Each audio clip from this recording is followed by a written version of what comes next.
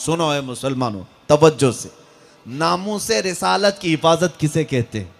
लेकिन मैं ये पूछना चाहता हूं, जब तुम्हारी निस्बतें उस कायनात के सबसे अजीम, अशरफ और आला रसूल से हैं, तो तुमने उनके नाम की कितनी हिफाजत की? तुमने उनके नामूस की कितनी हिफाजत की? क्या तुम्हारा दिल हसास है कि अपनी इज्जतों से ज्यादा अपने मुस्तफ़ा की इज्जत का ख्याल करते हो?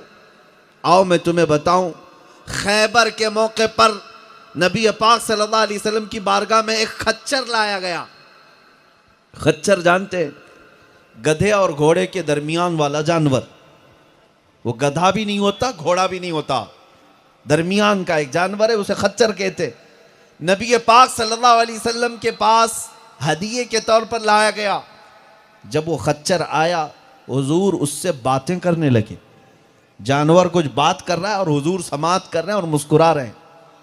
वो हर आलम की रहमत है, वो हर इंसान के साथ साथ हर हैवान के लिए भी रहमत है, सबके रसूल हैं। सहाबा ने पूछा, या रसूल अल्लाह, ये खच्चर आपसे क्या कह रहा है? सुनो है मुसलमानों, तवज्जो से, नामूसे रिसालत की हिफाजत किसे कहते हैं? वो खच्चर क्या कह रहा था रसूल पाक सल्लल्लाहु अलैहि वसल्लम से? नबी पाक सल्लल्लाहु अलैहि वसल्लम इरशाद फरमाते हैं, यह मुझसे कह रहा था कि या रसूल अल्लाह सल्लल्लाहु अलैहि वसल्लम, मैं उन खच्चरों की नस्ल में हूं कि मेरे बाप दादाओं की पीठ पर पिछले अंबिया इकराम सवारी करते थे। अल्लाह अल्लाह। मेरे बाप दादे, उनकी पीठ पर अंबिया इकराम सवारी करते थे, और उस नस्ल का मैं आखिरी खच्चर हूं, और अंबिया के सिलसिले में आप आखिरी रसूल हैं। ये कौन कह रहा है? खच्चर, जानवर कह रहा है। यानी हुजूर को खातमुन नबीन मानने का अकीदा तो खच्चरों का भी है। वाह वाह। और वो कहता है, या रसूल अल्लाह, मैं एक यहूदी के कब्जे में था, उसका मालिक यहूदी था। वो खच्चर कहता है, या रसूल अल्लाह सल्लल्लाहु अलैहि वसल्लम, जब तक मैं उस यहूदी की मिल्कियत में था, उसके कब्जे में था, मुझसे काम जितना कराता मैं सब काम करता, लेकिन पीठ पे कभी बैठने नहीं देता। अपने ही मालिक को कभी पीठ पे बैठने नहीं देता। ये खच्चर खुद कह रहा है। जब वो बैठने की कोशिश करता, मैं उसे गिरा देता था, नहीं बैठने दिया, कभी नहीं बैठने दिया। नबी पाक सल्लल्लाहु अलैहि वसल्लम ने उस खच्चर से पूछा, तू ऐसा क्यों करता था? वो खच्चर कहता है, क्योंकि मेरे बाप दादाओं ने मुझे बताया था कि तेरी पीठ पर सैयदुल अंबिया सवारी करेंगे। सुभान अल्लाह, सुभान अल्लाह। रसूलों के सरदार तेरी पीठ पर सवारी करेंगे, मुझे मेरी माँ ने बताया था। खच्चरों को इतना इल्म पहले से दिया गया है। इन जालिमों को क्या कहें जो कहते मेरे नबी को पीठ पीछे की खबर नहीं। माज़अल्लाह। हादीस से तो यह मिलता है कि खच्चर को इतना इल्म है कि उसकी पीठ पर कौन सवारी करेगा, यह पहले से बताया गया है। और वो खच्चर कहता है, जब से मुझे ये बताया गया कि मेरी पीठ पर सैयदुल अंबिया सवारी करेंगे, मैंने कभी की किसी यहूदी को अपनी पीठ पर बैठने नहीं दिया। सुभान अल्लाह। मैं हमेशा अपनी पीठ की हिफाजत करता रहा कि इस पीठ पर अगर कोई सवार होगा तो सिर्फ आपकी जात होगी। क्या ये कौन कह रहा है? एक जानवर कह रहा है, एक खच्चर कह रहा है। नबी पाक सल्लल्लाहु अलैहि वसल्लम ने उसे अपने हदिये में कबूल फरमाया और जिंदगी भर उसकी सवारी करते रहे। उस खच्चर का नाम याफूर है। ये तज़किरा मैं क्यों कह रहा हूं? जब मुहद्दिसीन या उलमा उस खच्चर का जिक्र करते हैं तो गधा, खच्चर या घोड़ा या जानवर नहीं कहते, हजरत याफूर कहते हैं। वाह वाह वाह। हजरत याफूर कहते हैं, या रसूल अल्लाह, तेरी निस्बतों ने मुझे मुमताज किया। क्या कहने, बेशक।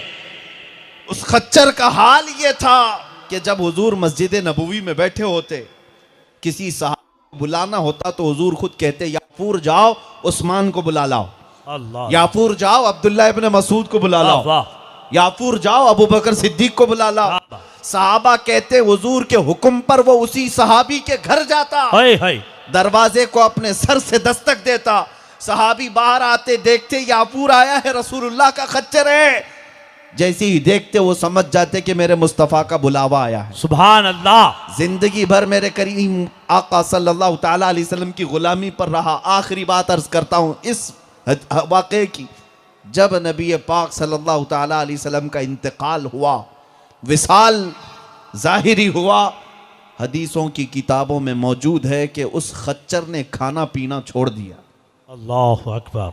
कोई खाने पीने को हाथ तक नहीं लगाया या मुंह तक नहीं लगाया, यहां तक कि 3 दिन तक जिंदा रहा।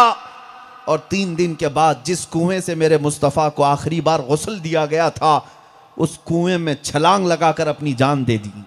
अल्लाह अकबर। ये जानवरों की मोहब्बत है मेरे मुस्तफ़ा से। मैं आपसे पूछना चाहता हूं, तुम्हारी निस्बतें उम्मती की हैसियत से हैं, तुमने उनका कलमा पढ़ा है और तुम्हारे लिए वो रसूल रात रात रोए हैं। तुम पर तो बहुत बड़ा हक था मेरे मुस्तफ़ा का। उनके नामे पाक की इज्जत के लिए उस खच्चर पर मैं कुर्बान जाऊं जिसने मेरे मुस्तफ़ा की रिफाकत हासिल की थी और अपनी पीठ को हमेशा महफूज रखा था कि कोई आयरा गैरा नत्थु खेरा मेरी पीठ पर ना आने पाए, इसलिए कि रसूलुल्लाह के लिए मैंने ये तैयार रखा है। काश हर बच्चा आज अपनी आंखों की ये कहकर हिफाजत करता, मेरी आंखों में दुनिया का हुस्न जमाल नहीं आ सकता, इसलिए कि ये आंखें मैंने मेरे मुस्तफ़ा के हुस्न के लिए रखी। सुभान अल्लाह। नारे तकबीर, नारे रिसालत, वाह वाह, सुभान अल्लाह। बेहयाई से अपनी आंखों को बचा कर रखते, ये नामूसे रिसालत की हिफाजत के अलंबरदार कहलाए जाते। तुम रात की तन्हाइयों में अपनी आंखों को अगर बेहया कर जाते हो या तुम आवारगी के शिकार हो जाते हो, तो मेरे अजीजों उस खच्चर को याद कर लेना जिसने जिंदगी भर अपनी पीठ की हिफाजत की थी, किसी को बैठने नहीं दिया कि मेरे मुस्तफ़ा बैठेंगे, मेरे आका आएंगे। हमने अपनी जुबानों को या अपनी आंखों को या अपने दिल को बर्बाद क्यों किया? इसीलिए मैं उस हर नौजवान से पूछता हूं, अल्लाह ने तुझे एक दिल दिया, क्यों लैला मजनू के किस्सों में अपने दिल को बर्बाद कर जाते हो? क्यों मजाजी इश्क और महबूबाओं के हुस्न पर अपने दिल को तोड़ लेते हो? और हैरत की बात है, नौजवानों को पता है कि यहां दुनियावी मजाजी इश्क ये रंग और रूप का इश्क होता है, सिर्फ रातों का इश्क होता है, सिर्फ अपने जिस्मानी सुकून हासिल करने का इश्क होता है।